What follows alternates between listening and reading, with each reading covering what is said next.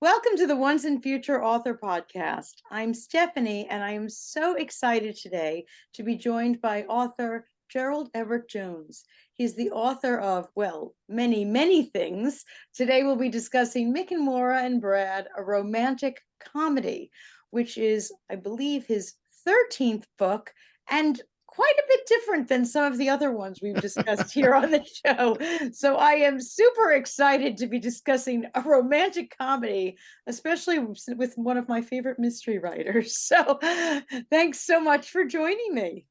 Well, good to be with you again, Stephanie, and in the Red Penguin Clubhouse. Oh, I love that. I love that. I'm envisioning like an igloo of sorts with things. Of very distinctive beings. I do love that. I might have to change what my backdrop looks like to match that vision you just gave me. Yes. Yeah, So a romantic comedy.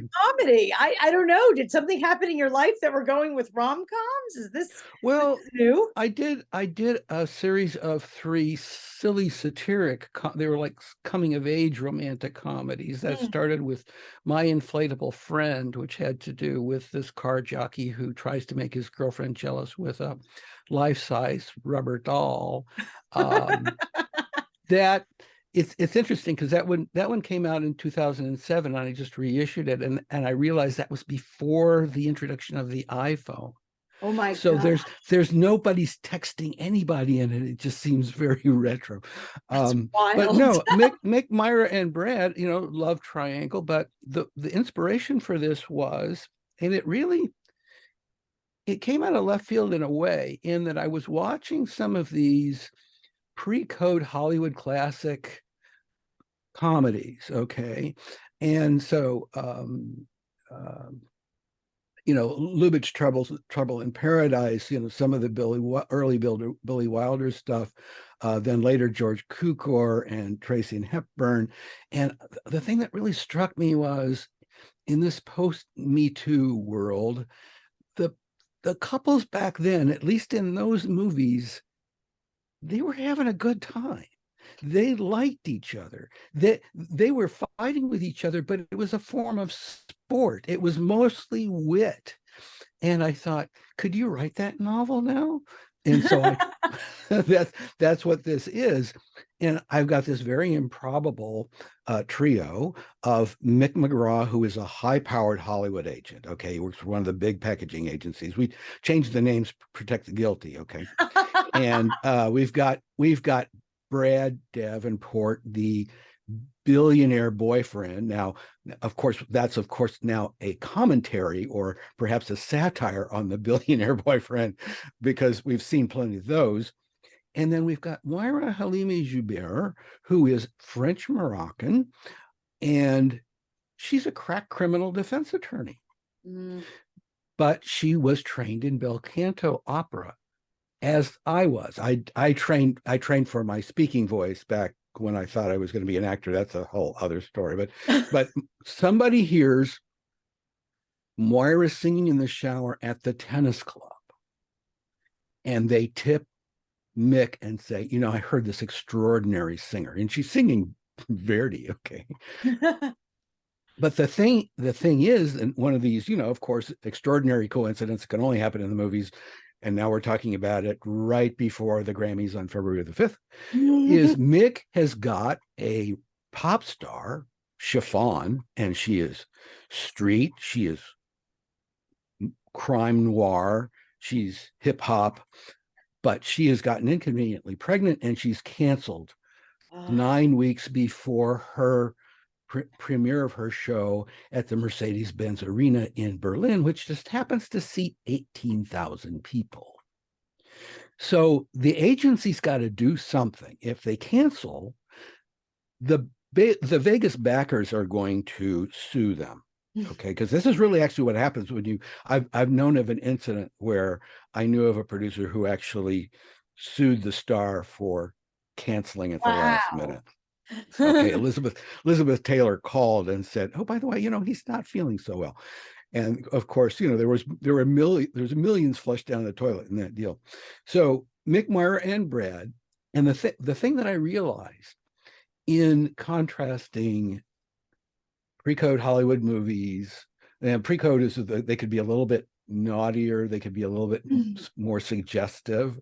But the thing that I realized in contrasting then and now, post Me Too, is that in some of the movies that I saw, the female character in, say, a love triangle, she would get freaked out every time the boyfriend showed up for one of her public appearances.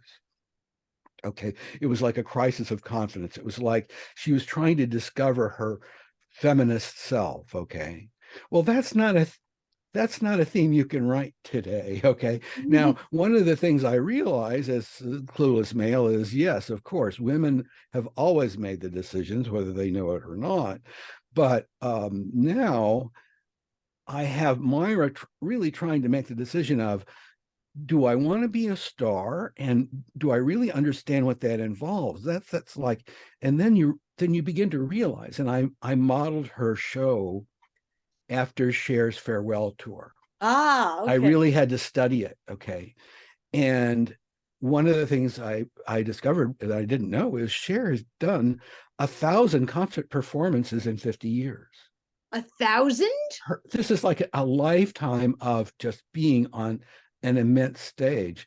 And even though Moira sings virtuously, and they decide, okay, well, we can't do hip hop. She can't go on. She can't impersonate the other star.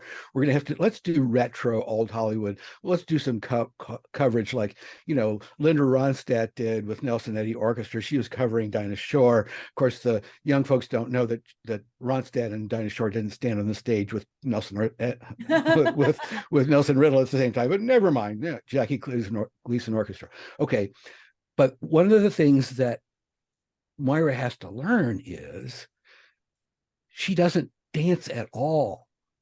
Okay, she's afraid that she's not afraid she's not going to miss she's going to miss the notes. She's not afraid she's going to not be able to sing. She's afraid she's going to fall off the stage. And so she has this dance instructor, Apollo is his name. He's 7 foot tall descendant of Maasai warriors. Okay, he's this tall, lanky guy, and he says, "My dear, my job is to train you to do as little as possible." And she says, "What are you talking about?" He says, "You don't dance." She says, "I know I don't." She said, "No, in the show, you don't dance." And what I did was I studied that there's a very famous number in Cher's show where she's coming down the stairs a step at a time to Dove l'amore, this flamenco number, and she's surrounded by a dozen bare-chested guys. Okay. And what Apollo trains her to do is, he said, you are step, step, turn, step, step, turn, or if it's four times, step, turn, that's it. And he said, what's going to happen is you are going to have your eye on the lead male dancer to your right. And if you move the wrong way, he will move that way. And the dance troupe is like a flock of birds. They all turn together. Okay, they are dancing around you. But do you know what this impression it gives? The audience will think the universe revolves around you. So yes. She learns how to be a rock star. And how to go on. But the thing that's really crazy about the portrayal of Mick and this huge packaging agency, because I've been inside some, is his office is post Me Too. His office is surrounded entirely by glass. There's no way. There's his couch, his casting couch. The couch he can take a nap on is about a foot wide. Okay, right. He can't make a move on. And actually, Billy Wilder did have a couch made for his office that looked exactly like that. But then poor Brad Davenport, he's hedge fund manager. He's got a place in Jackson Hole. He's got a place in Cabo. He's got a place in poor thing on the farm in New Hampshire. But he's been single all this time. But the thing is that he's really kind of a nerd. I mean, he's a mathematician, and he went to boarding school. He was sheltered his entire life, and his one emotional attachment in his life was a dog who's now deceased. And Brad has got this thing. He doesn't trust any women because he doesn't.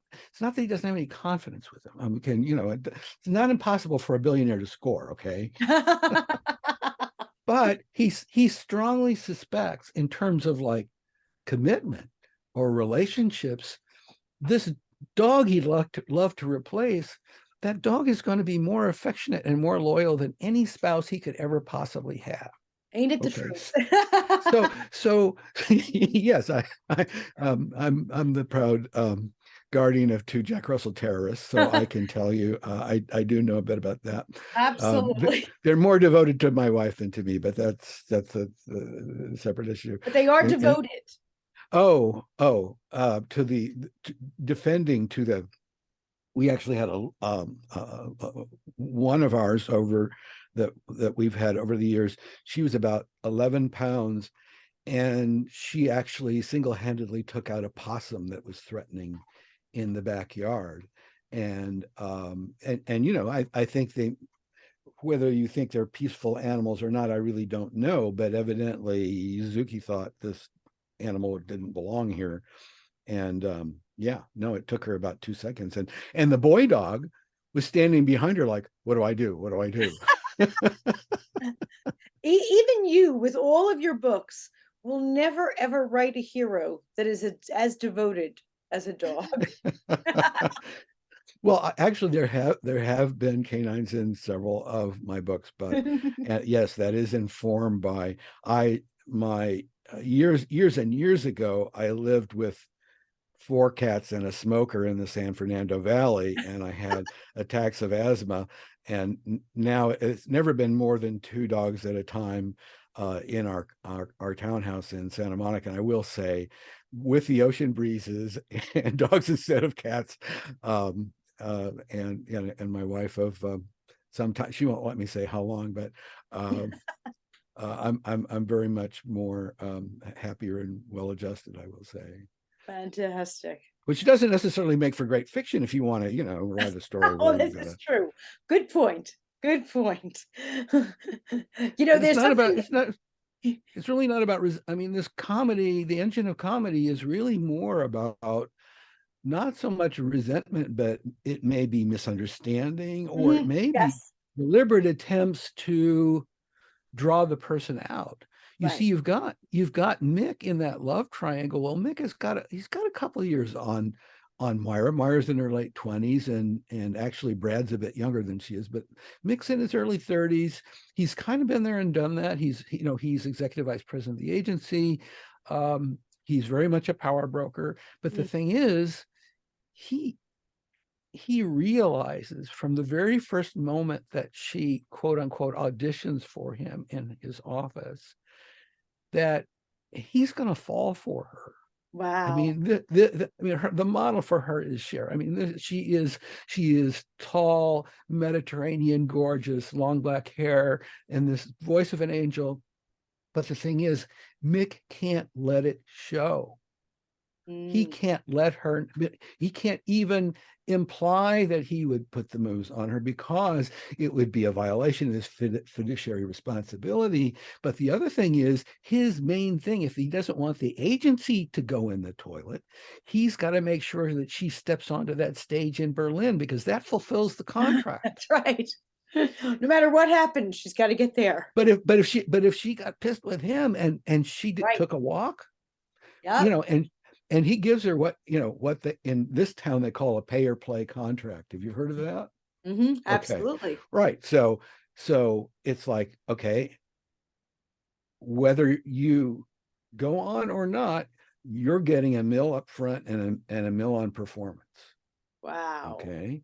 And so this was he had to induce this person who'd never performed to take this huge risk. Well, he suspected that because she was used to, as a criminal defense attorney, she's going in front of some tough judges and some hard-nosed jurors, and he suspected she had the guts to do this. Okay, that if she said she'd do this, she could. Right. So it wasn't a matter of bravery. And yes, okay, he was going to get her all the support that the best support in the business. So voice coach, dancing coach, publicist, The whole bit. couturier. Well, I mean, and if you watch Cher's tours, Costume she designer. she changes wigs, I would say, not every number. Because a concert's about 20 numbers. She changes wigs about every third number. Wow. Okay, and they're drastic changes, and it's interesting because I have the arranger composer, he's this like young 20-something fellow who would much rather write hip hop than retro, but I have him remark, the real question is, would drag queens want to be this gal? So this is the real test. And and that's the other thing is, my music background, I'm a huge fan of melody. I mean, Verdi and Puccini. I even have trouble with like Wagner because the orchestra gets better melodies than the singers do. But I'm not really into a lot of the more contemporary stuff, but I do know a lot of the pop culture that goes through like that early era of studio pictures, that when MGM had, what, 100 people under contract. Right. That photograph with had everybody together in one room. Okay, they really abused some people back then, but I mean, there were some movies that really might never be matched that came out of that era, and they produced them, what, 1 or 2 a week. I mean, back when there was no television, cost a nickel to get into the cinema. I mean, this was the conscience of America. And now that's one other thing that comes out in this experience is that Moira realizes that in today's culture, and this was always true, but it's true even more now than it was, is that a star is a brand. Oh, A yes. star, the combination of genre, style, and dress and image, and of course where you appear, how you appear, whether you're in movies, whether you're in concerts, whether you're in clubs, and a packaging agency, as is Spectacular Artists, name not to be revealed, a packaging agency is responsible for and will willingly provide the director, the choreographer, the music director, the couturier, so the director will bring favorite cinematographer, lighting crew, the whole thing, and the agency will take their percentage of each one of those pieces of talent, and the advantage is they've worked together before. Right. Okay, they may not like each other, but they worked together before, so they are a package. They are a known they are a low risk quantity to present to a studio or to a record company that's sponsoring a tour. But the thing that actually, one of the real world issues that came up within the last couple of years is the Writers Guild finally got upset and threatened to go on strike because the packaging agencies were also taking a packaging fee off the top. They were actually participating not only in an override on all those talent fees, but they might have even gotten a profit percentage from the studio or the network or the record company, and the talent wouldn't necessarily participate in that. So you've got these, the real kingmakers these days isn't the modern day Jack Warner, even Michael Eisner. It's the power agents at these big agencies, and it's not a single agent because it's a team. There's the agent who represents the star. Okay, well, that might be a $25 million fee or a 50. Well, that's how a movie budget gets up to $100 million. And the ones that are $100 million are, guess what? The ones that are modeled on superheroes. Yep. And it used to be, and this was true, especially during World War II, because the movie audience was primarily the women who hadn't gone off to war. Okay, so these were, single parent housewives in a way, and the young women who may have had, defense jobs. And the movies were a lot about imagining you were a fallen woman for an hour and a half or 2 hours. But then, the code said you have to be punished by the end. So I'm Stella Dallas is a good model for that. But with the modern emphasis on these big budget Comic-Con spectaculars, and notice they've got not one star but multiple. They've got a lot of familiar faces. It's like the teachers and the villains in Harry Potter. Okay, it's like you recognize everybody. Okay, well, the thing is, the budget is so big, these people are getting a nice fee because they're doing one for them so they can do one for themselves. Right. So that vanity picture, that character picture, that Bob De Niro in the gangster picture where he ages. Okay, that actually wasn't commercially all that big a picture, but he got to do it because the Bob De Niro can shoot the phone book. Okay, it's like he and Clint Eastwood. But these days it's about, evidently the demographic on those movies is fathers and their preteen sons will not only go to see it in a theater once, they'll go 2 and 3 times to see the same movie because of all the eye candy, all the, and this is something you can't necessarily get even with your 3D glasses sitting at home. So the movie business is, yes, and the other thing that you realize, again, coming back to the engine of comedy, is movies, showbiz, music. The product, besides the star, the product is always emotion. Okay, and emotion goes across borders. Emotion doesn't need words to explain it. It's like Jodie Foster used to say, they'll never remember a word I say, but they'll always remember the emotion I delivered the line with. Right. And this is, and how they made you and in some ways, in terms of like pulling us together and realizing where the commonality is in our cultural experience.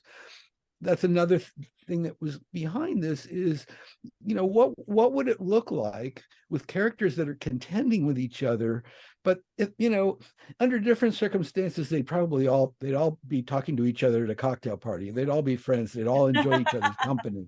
What would it be like with a couple that it's not about rivalry, it's not about jealousy, it's not about getting back, it's not about scoring, it's not about, do we break up now or later? It's about the thrill of being together and the fact that, and of course, not only post Me Too, but post COVID, this is something we have to learn again too, because we've been in this pressure cooker. We may have been with our partners here, through a whole lot more than really, it's like, let's just go into separate rooms, it's just like, it's and funny, then, like you said earlier about post-COVID and post Me Too, books that, can you even write this book anymore? That's a challenge in itself, isn't it? Well, and that's the thing, and I found this with you can't write the Agatha Christie mystery anymore. No, definitely not. Okay, that was the same formula used in The Thin Man, same formula used in Philo Vance. Okay, and even to some extent, I was actually watching the Blaine, the female sleuth with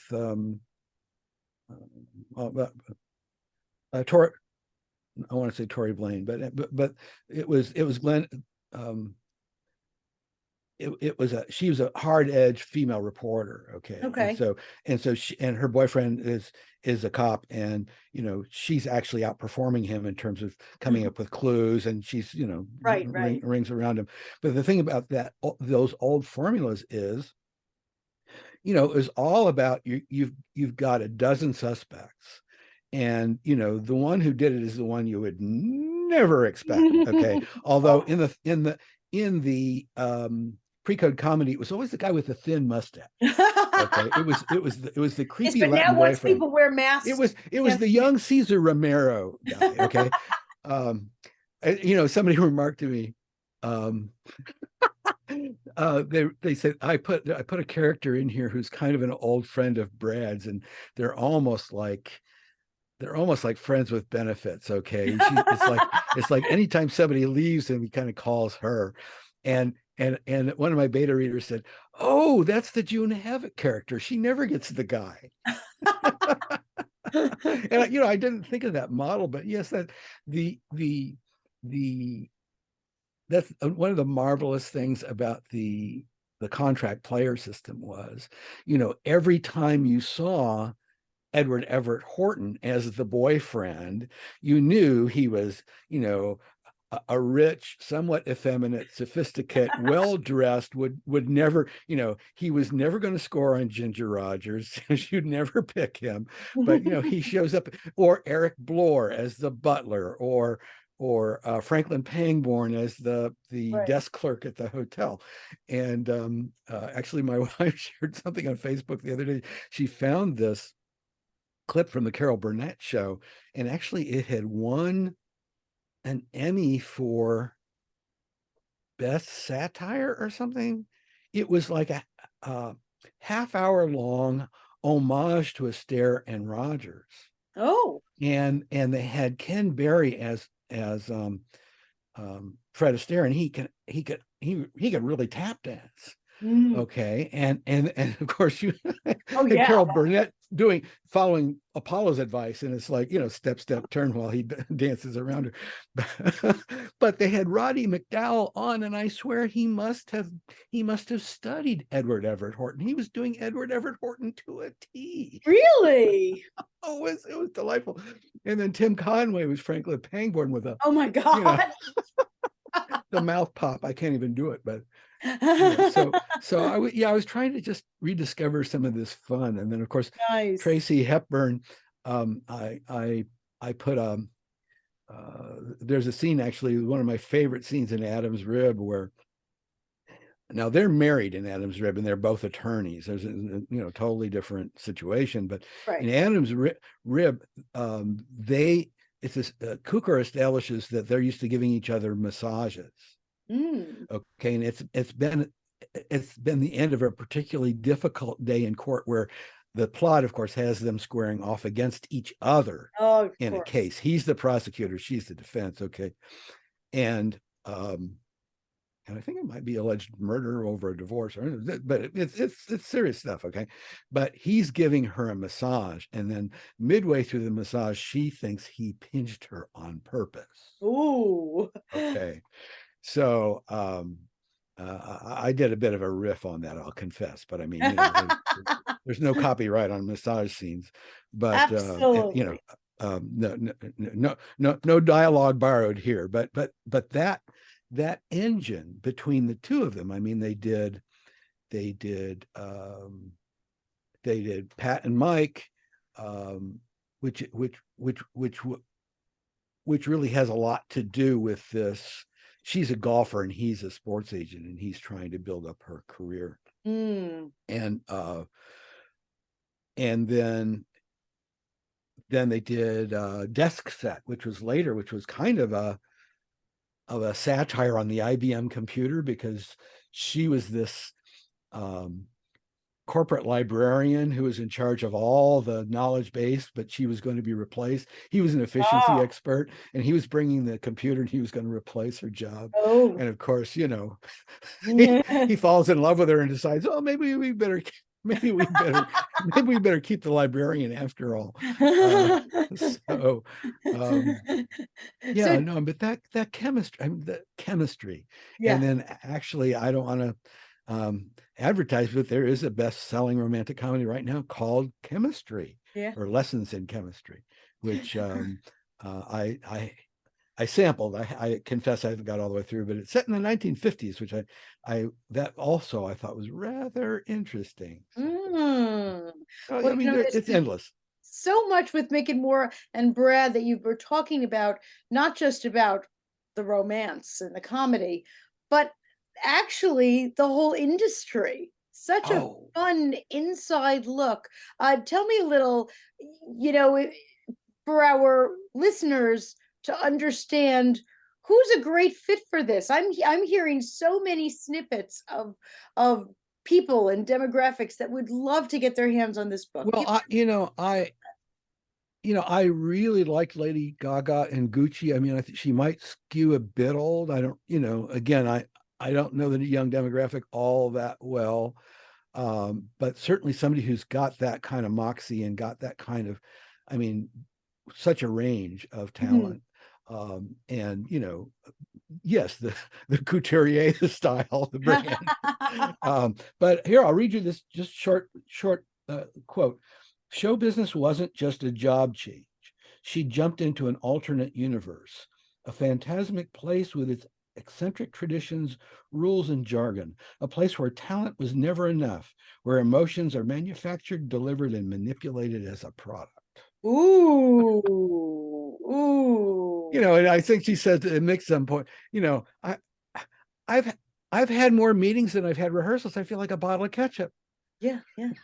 I mean, it is a major commentary on what it really is like in the industry today. Well, and it is a business, and one of the things that's amazing in Hollywood is how you think a star's career is over. You haven't seen them in a while, and then suddenly, wow, they're back. Now, the latest formula, which I really don't like very much, is the aging male star. The Harrison Ford, the Liam Neeson. Okay, you see him, suddenly he's like dressed like a homeless guy. He's down and out. He's grown a scraggly beard. He's got these craggy lines on his face. But as in the old Charles Bronson revenge formulas, in the first reel, somebody kills a member of his family or someone dear to him. And so he picks up a semi-automatic weapon to show he's still got balls, and he goes after the bad guys to give them worse than he got. And so the billboard is, Harrison Ford with a semi-automatic weapon, and I judged the student film contest years ago, and it wasn't in the hood. Okay, it was a private school, and there were probably 30 entries, and they all had to make a 1-minute movie. Okay, and I would say in 9 out of 10 of the entries, somebody picked up a weapon to resolve the plot. Oh my gosh. And and it was most often a firearm. That there was only one time that I remember that I think it was Japanese swords or something. But there was one notable comedy in there. The one I gave the prize to, of course, was a Chaplin-esque comedy. Oh, where how the ATM can eat your card if it sure. doesn't like you, or it thinks you happened to me last week. Right. Well, we have this kid walking up to an ATM, and he's put his ATM card on a string. Okay, and the to pull ATM it back if it gets and the eaten? ATM, to pull it back, and the ATM eats his card, and then there's the tug of war with the card and the ATM machine. And I thought, not only is that brilliant comedy, it's brilliant symbolism. It's like a whole commentary on, Chase Manhattan Bank and international money laundering, and all this other stuff. And so that, that verges on my mysteries. I get into, some of that dark stuff, but oh my yeah, goodness. the movies always have fascinated me, and I've got a shelf full of rejected screenplays, and I won a Writers Guild Diversity Award, and that was for writers over 50. And and number one, I'd had some options, but I'd never written a credited movie. So here I am winning a Writers Guild Award for the Career Longevity Award. Well, I didn't have a career to have longevity. And I told the head of the committee, I said, why don't you make this for writers over 40? Because in this town, it's going to be, that's really what's meaningful. But yeah, Exactly. no, in Hollywood, the writers who make money are part of the writing room on a sitcom. Okay. And Yep. that might be, and Saturday Night Live, you Right, might, right. and the so-called writing table might Mhm. have 10 to 20 writers around it. And this is the one tip I will give to authors everywhere is I regard notes like from people like the 20 people at the writing table like neckties. Okay, because I had a birthday party once where most of the there was a lot of people in the room and most people didn't know me, and it was amazing how many neckties I got. And I thought, something, these people don't know me, so they don't know what my wardrobe is. They don't know what I like to wear. They don't know what fits. But also they all feel I shouldn't feel offended that they gave me a tie that sucks, because they all feel like it's their obligation to give me something. Absolutely. So I mean, if you've got a development executive in a meeting at a big, I'm actually in Bonfire of the Vanderbilts, my historical fiction. I have a chapter where Mike, like Michelle Houellebecq, I put myself in the chapter, Hmm. Oh, and really? I have myself walking into a meeting that would be at CAA, and the entire meeting is about how I needed to raise the stakes if in this before I ended this book, because it'll never be a streaming series. Ah, gotcha. So Gotcha. kill somebody, blow something up, let's see some blood. Well, now we know what's in the home stretch there. But my goodness, what a delight to meet you and chat about Mick and Moira and Brad. So many facets of this book. Boy, it's going to make you want to not just run out and go to the movies, but get a job behind the scenes too once you read this. Well, at least you'll be able to defend yourself when you get in some of as Moira says, beware, as we say in the courtroom, and I learned in law school, beware when you're kissed, because you're about to be screwed. Ah, and on that note, go grab your On that coffee. cheerful note, yes, cautionary note. Lessons and learned. and I look forward to seeing you again. I'm really confused as to what it will be next time, but I love the way you keep it fresh every time, and always a pleasure. Well, I did get past a few blank pages on the sequel, so we'll see. All Uh, right. Chiffon is the hip hop character in here that they're replacing, and of course, after she has her baby, she wants back into the business, and so my working title is Chiffon Makes Trouble. Ooh, okay.